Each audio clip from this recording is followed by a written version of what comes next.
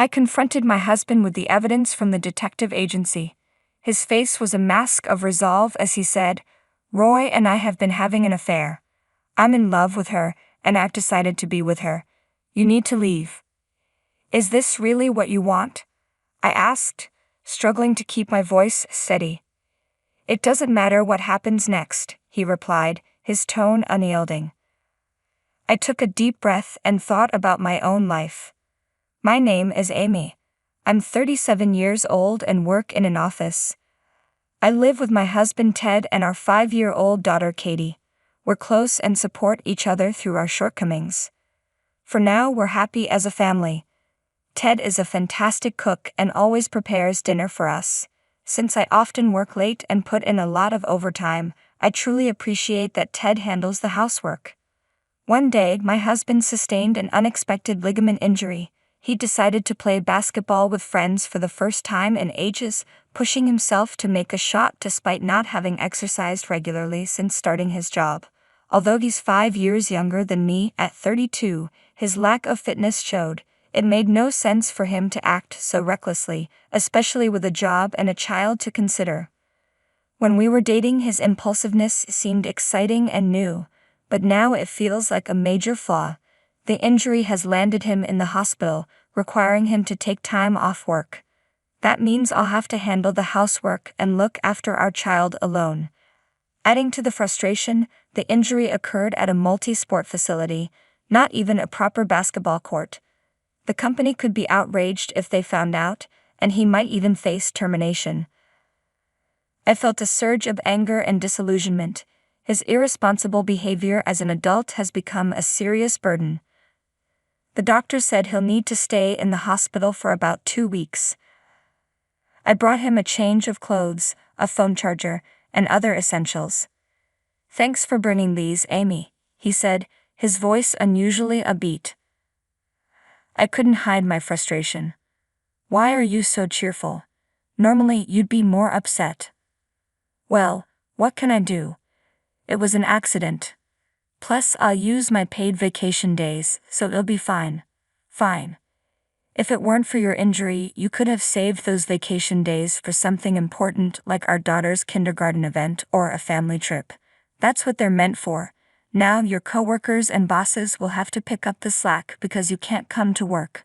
As for our daughter, I'm grateful my mom could step in and help with her. Without her, I wouldn't be able to manage my overtime, and it would create more problems at work. You need to realize the impact of your actions on everyone around you." I must have been really angry because my complaints just spilled out. My husband looked regretful and said, "I'm sorry. Maybe I overreacted a bit," I admitted, trying to calm down. I told him get better soon, and left the hospital room. Whether my husband was there or not, my work was still incredibly busy. I planned to ask my mother to continue taking care of our daughter for a bit longer. However, when my boss and co-workers learned about my husband's hospitalization, they insisted I didn't need to work overtime. Thanks to their support, I was able to leave work on time, come home early, cook dinner, and enjoy a meal with my daughter. I didn't have to lean too much on my mother, and I was truly grateful for the kindness of my colleagues. A week later, after finishing work, I took my mother and daughter to visit my husband. As we entered his hospital room, I heard him laughing heartily along with a woman's voice. "Oh my God, Ted. Who's that?" I wondered if the woman was one of his colleagues or perhaps a junior from work. When we entered the hospital room, we found a young, slim, and quite attractive nurse there.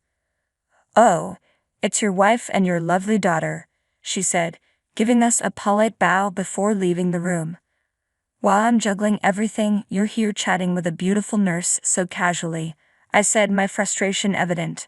My husband, noticing my icy demeanor, appeared visibly uneasy. "Thanks for coming," he said, attempting to ease the tension. Fortunately, my daughter's presence softened the moment. "Hi, Dad," she said, hugging him tightly and beaming with joy at seeing him for the first time in a week. "Katie, I missed you so much. Is your leg feeling better?" "Now that you're here, Katie, everything will be okay, so you'll be coming home soon." "Yes, I will." "Yay! Seeing my daughter so happy lifted my spirits as well. I decided to let the scolding wait for another time. After our visit, my mother mentioned that young nurse was calling his name in such a friendly way. Yeah, she was, I agreed. Her tone did sound quite intimate. Although I found it hard to believe my husband would actually pursue anything with a young, attractive nurse, the thought lingered. Maybe she was looking for someone to be interested in her.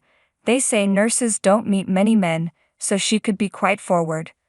Finally, after 2 weeks in the hospital, my husband was discharged. On the day of his release, I visited his room and found him chatting cheerfully with that attractive nurse once again. On the drive home, he seemed unusually bored. I would have expected him to be more enthusiastic about leaving the hospital. This struck me as odd, so I decided to hire a detective agency to investigate. The results came swiftly. After his discharge, he was supposed to go to the hospital for rehabilitation. However, his leg was already healed, and he was lying about needing rehab. Instead, he was visiting the nurse's house. I was stunned. How could my husband be having an affair with her? Or beautiful nurses really drawn to such situations? I confronted my husband with the evidence from the detective agency. He didn't hesitate, saying, "Yes, I'm having an affair. I'm in love with her. I'm going to be with her, and you need to leave. I don't care what happens. I'm in love with her. Fine, do whatever you want. This is absurd," I replied. I packed my things, took my daughter, and went to stay with my parents. When I told my mother what had happened, she was furious. "Knew something wasn't right," she said. "Your instincts were spot on, Mom," I acknowledged. After that, I finalized the divorce with the help of a lawyer, securing alimony and my share of the property. We had some disagreements over the division of assets, but I managed to get what I was entitled to and received the funds I deserved. With that, I felt completely free from my past and ready to start anew with my daughter. But as I began my new life, I started receiving numerous calls from an unknown number. Initially, I ignored them, but their persistence eventually got the better of me. "Hello." Finally, you answer. "Who is this?" I demanded. "Well, who are you?" "I'm Anna, Ted's new wife." "Oh, the woman he cheated with. So what do you want?" "You demanded an excessive amount in alimony and property division from my husband. I had a lawyer determine a fair amount. Then why does he need to sell the house to pay it?"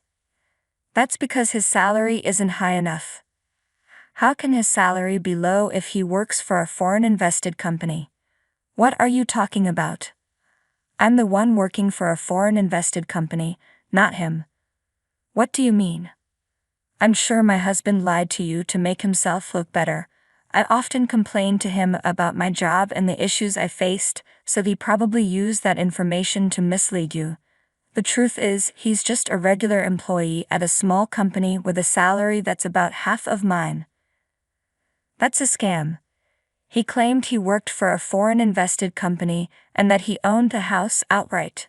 But the house is actually in both our names and I made the down payment, so if he wants to stay in the house after the divorce, he'll need to pay me half of its appraised value. "Oh no. He's not handsome, doesn't have money, and there's nothing appealing about him." "Well, I suppose he wasn't attractive enough for an affair. He was a good dad though." "Care how good he is with kids. He cheated on me." "I'm sorry to hear that, but you'd better make sure you pay your alimony. If you don't, I'll come after you." Soon after, I received a call from my ex-husband. He was upset because his affair partner had left him just before their wedding. It turned out she had dumped him. But he was the one who lied and tried to impress a beautiful nurse, so he brought this on himself. I told him that if he wanted to address his problems, he should start by earning as much as I do. Then I ended the call.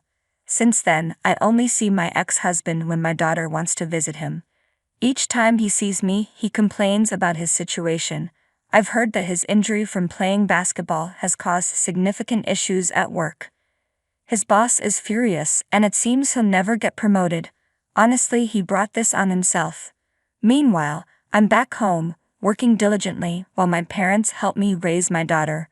Their support allows me to save for her education and take weekend trips with my family. Although I was concerned that the divorce might affect my daughter negatively, she continues to smile just as sweetly as ever. I'm committed to working hard to keep her happy. Thank you for watching. If you enjoyed the video, please subscribe to the channel. See you in the next one.